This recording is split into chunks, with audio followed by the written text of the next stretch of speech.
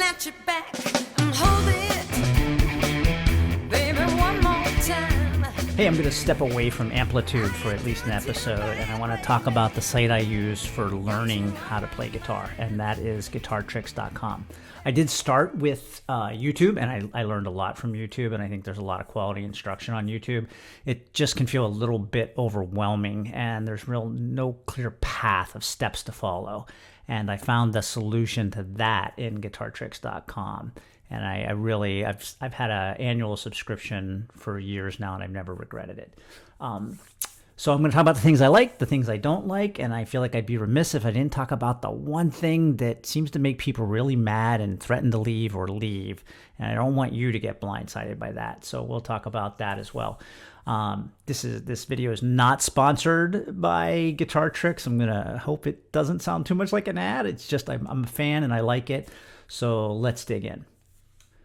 First, let's talk about price. Rather than rely on this video, which will likely get out of date, instead go to www.guitartricks.com/pricing.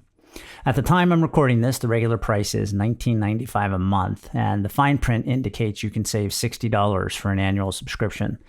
I joined several years ago during a sale, and one thing I really liked was that GT guaranteed that if I auto-renewed, the price wouldn't go up. So far, they've been true to their word.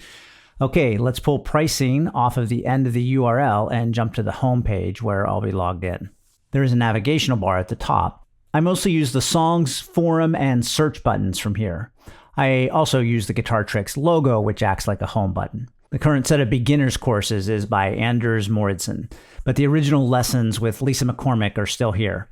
And here's something I don't like. The teaser video for each course plays automatically when you get on the page. Most browsers do have a way to control the automatic playing of video and audio, so this is a minor nit. I have turned my browser off from automatically playing.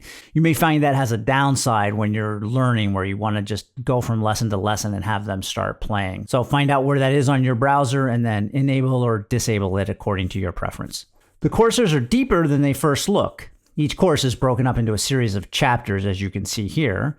Each chapter is then broken up into a series of tutorials, which you can also see here. An addition since I've done these lessons is the inclusion of recommended songs for each section. I think that's a terrific feature. What you can't see here is that each tutorial is broken up into a series of lessons. Let's click on the Begin button for tuning and playing notes. If I scroll down, there is a content page for this tutorial.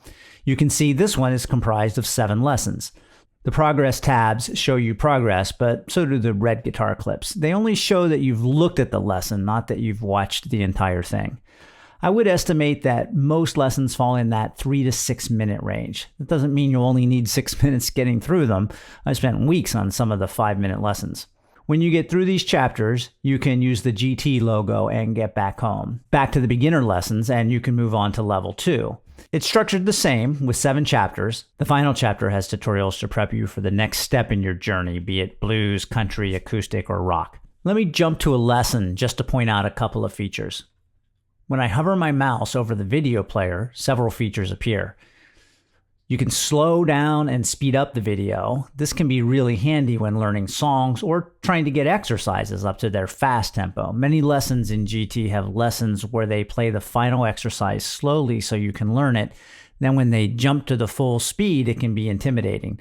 I find that both the 0.75 and 0.9 speed buttons are really helpful. I've never used the speedier settings for practicing, and going slower, things start to sound weird.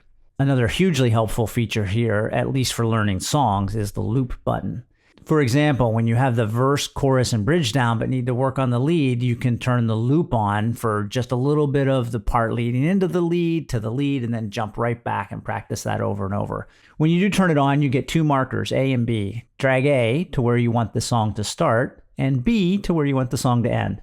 I've had some issues where if I only drag A, the loop doesn't work, so I've learned to at least drag B a little bit. I've also seen the markers get in a mode where I can't move one or both of them. When that happens, I just refresh the page and things return to normal. It's easy to think that once you get through the basic and advanced lessons, all that's left is the songs. That is not the case. I do find it a little frustrating that I haven't found what I consider a good browsing experience for the rest of the lessons hidden here in Guitar Tricks. I will say I found a lot of gems in the forum. People ask questions and the instructors will often answer and point out lessons that cover the questions. I found a lot of scale, lead technique, and even discovered that I should have been practicing with a strap the whole time. And now I want to talk about the one thing that really seems to make people mad. It has to do with the songs. GT has a lot of songs, and I guess many people look at a song library, and if it has the songs they want to learn, they join up.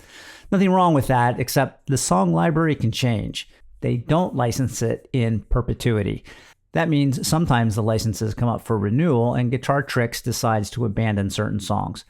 My warning here is don't pay for a year's subscription because they have X number of songs you want to learn. There is no guarantee those songs will be there for the duration of your subscription. I haven't noticed that any non-externally licensed content has gone away. I'm sure they might decide to remove content that is duplicative or not up to current standards, but in general, I've not noticed any lessons I found useful have disappeared. Since I complained about finding content once you want to wander beyond the experienced lessons, I will point out a couple of features that do help. First, at the bottom, I never clicked on the View All button for collections because I incorrectly assumed it was all song collections. You won't make that mistake. It is mostly song collections, but there's also collections of tutorials on blues riffs, theories, improvisations, and triads and inversions. Also, in the left panel navigation is an instructors button. 43 instructors are here. I think I've only watched content from about 15, so I've still got a lot of learning left to do. I have found this page very useful. Let's use Christopher Schlegel as an example. There are no sort options here, and this page comes up in a random order, so I hit Command F and type his name when he isn't visible above the fold.